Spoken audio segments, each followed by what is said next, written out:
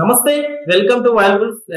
సతీష్ కుమార్ ఇప్పుడు పరకామణి కేసులో ఇప్పుడు ఆయన ఫోన్ డేటా అంతా పోలీసులు తీయబోతున్నట్టు తెలుస్తోంది. అయితే దీని వెనక ఇప్పుడు ఎలాంటి నిజాలు బయట పడబోతున్నాయని ఆసక్తికరంగా ఉంది. సో ఇదే అంశం మీద ఒకసారి విశ్లేషణ తీసుకుందాం. ప్రస్తుతం మనతోటి జర్నలిస్ట్ డివిఎస్ గారు ఉన్నారు. వెల్కమ్ చెప్తాం. Hello sir. నమస్తే. నమస్కారం సార్. సార్ ఇప్పుడు ఈ డేటా తోటి ఎలాంటి నిజాలు బయటపడచ్చు అంటారు?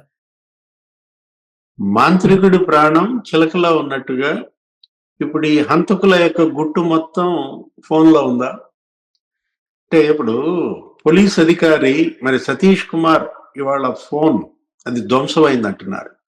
అంటే అతను రైల్లో నుంచి కింద పడ్డా, తోసేశారా, లేదు చైన్ లాగి అతన్ని ఈడ్చుకొచ్చి అక్కడ చంపారా, వాళ్లే బద్దలు కొట్టారా ఫోన్? ఇంకా చాలా విషయాలు బయటకు రావాల్సిన అంశాలు ఉన్నాయి. ఇప్పుడు ఫోన్ బద్దలైనంత మాత్రాన, దాన్ని ధ్వంసం చేసినంత మాత్రాన దానిలో సమాచారం ఏమీ ధ్వంసం కాదు. ఇవాళ సిడిఆర్ విశ్లేషణ, కాల్ డేటా రికార్డు కనుక బయటికి తీస్తే టవర్ లొకేషన్ల ఆధారంగా అసలు అక్కడికి ఇంకెవరెవరు వచ్చారు, ఎవరెవరు అతనితో కలిసి ప్రయాణించారు, అతనితో పాటు రైలు ఎవరెక్కారు, వాళ్ళ సీసీ ఫుటేజ్లు కూడా బయటకు వచ్చాయి. ఏంటి, అతను మరి 2 గంటల ముందే ఎందుకు బయలుదేరాడు ఫోన్లో తెలుస్తుంది. ఏంటి, ఎవరన్నా అతని ముందే బయలుదేరమని చెప్పారా, మెసేజ్లు పంపారా? యాక్చువల్ గా ఆ రైలు రాయలసీమ ఎక్స్ప్రెస్ ఎన్నింటికి 1 గంట కనుకుంటాను, రాత్రి 1 గంటకి. అతను 11 గంటలకి ఎందుకు బయలుదేరాడు? 11:21కి మరి అతను అక్కడ ఏదో కేఫ్ దగ్గర టీ తాగాడు అంటున్నారు. ఒక 5 నిమిషాలు ఉన్నాడు అంటున్నారు. అతనితో పాటు ఇంకెవరన్నా ఉన్నారా? ఆయన కదలికలను ఎవరన్నా గమనించారా? అతనితో పాటు ఎవరన్నా ఫాలో అయ్యారా?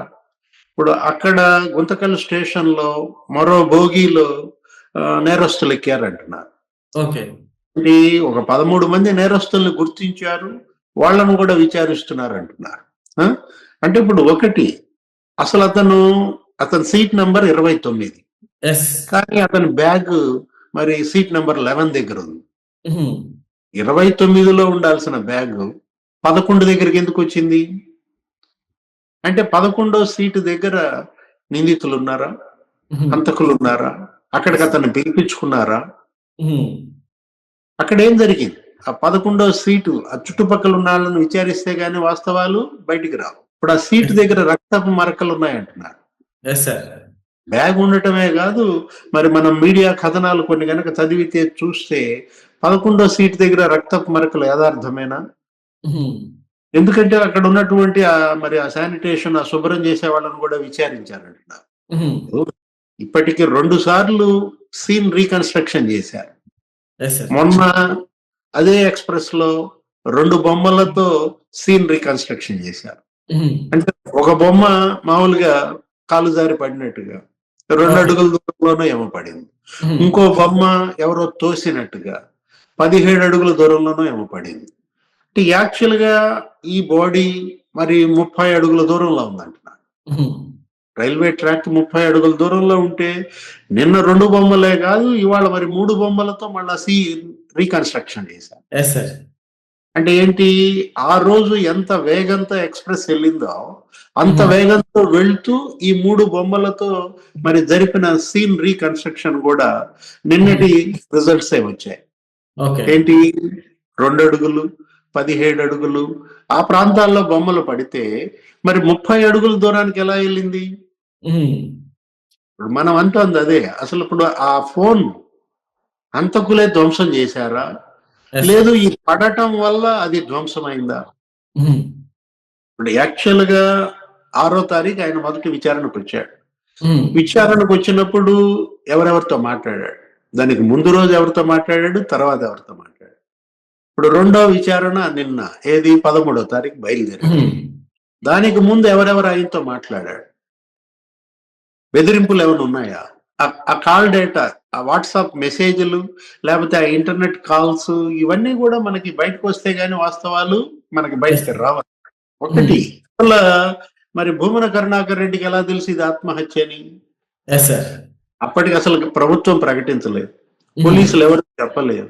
ఇది హత్యో తెలియదు, ఆత్మహత్యో తెలియదు, అనుమానాస్పద మృతిగా మరి నమోదైంది. రెస్పాండ్ అవటం ఎలా చూడొచ్చు అంటారు?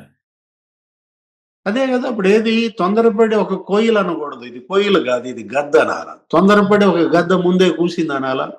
దీంట్లో ఇప్పుడు ఒకటి కుటుంబ సభ్యులు హత్య అంటుంటే భూమన కరుణాకర్ రెడ్డి ఆత్మహత్య అంటే దర్యాప్తును పక్కదారి పట్టించడం కోసం భూమన కరుణాకర్ రెడ్డి మరి ఆత్మహత్య అనే తీసుకొచ్చాడా?